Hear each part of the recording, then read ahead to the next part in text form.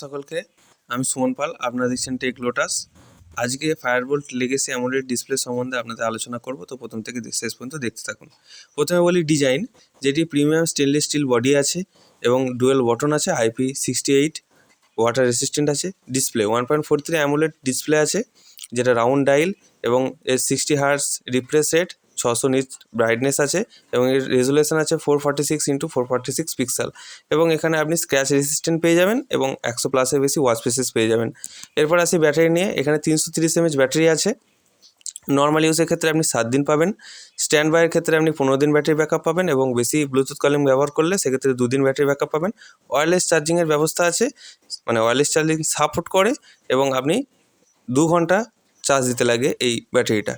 এরপরে আসে আপনার হেলথ ফিচার্স, যেটা প্রত্যেকটা ঘড়িতেই থাকে, সেটা হচ্ছে যে আপনার হার্ট মনিটর করা, রক্তের অক্সিজেন মনিটর করা, স্টেপ কাউন্ট করা, দূরত্ব কাউন্ট করা এবং 100+ বেশি স্পোর্টস মোডস, এটা প্রত্যেক ঘড়িতে আছে। স্মার্ট ফিচার্সের ক্ষেত্রে আছে এখানে কল করা এবং আপনার কল এবং অ্যাপের নোটিফিকেশান দেখতে পাবেন এবং কল করতে পারবেন, এটা একটা স্মার্ট ফিচার্স। তারপরে আরও অন্যান্য যেগুলো আছে আপনার stop watch, timer, rice two ওয়েক, secondary reminder, music control, camera control প্রভৃতি যে সমস্ত আরও বেসিক জিনিসগুলো আরও যে অন্যান্য ঘড়িতে যেগুলো থাকে এখানে সেগুলো পেয়ে যাবেন এবং এখানে স্পেশালি পেয়ে যাবেন আপনি কল করা এবং যেটা আপনি কল রিসিভ কাটা দুটোই করতে পারবেন। তারপরে আসছে যে আপনার যে অ্যাপ, কী অ্যাপের মাধ্যমে আপনি এটা কানেক্ট করবেন। স্মার্ট টাইম প্রো অ্যাপের মাধ্যমে আপনি ফোনের সঙ্গে এই ঘড়িটা আপনার কানেক্ট করতে পারবেন। তারপরে আসছে আপনার যে অ্যাপ, মানে বক্স, যে ঘড়ির বক্স, সেই ঘড়ির বক্সের মধ্যে কী কী পাবেন, স্মার্ট ওয়াচ, একটা চার্জিং কেবল এবং কিছু কাগজপত্র। এবার আসি সুবিধা অসুবিধায়। সুবিধা হচ্ছে যে আপনি এখানে স্পিকার পাচ্ছেন, মাইক্রোফোন পাচ্ছেন, ফোন করতে পারছেন ঘড়ি থেকে এবং ভালো অ্যামোলেড ডিসপ্লে পাচ্ছেন, স্টেনলেস স্টিল বডি পাচ্ছেন এবং ভালো ব্যাটারি ব্যাকআপ পাচ্ছেন।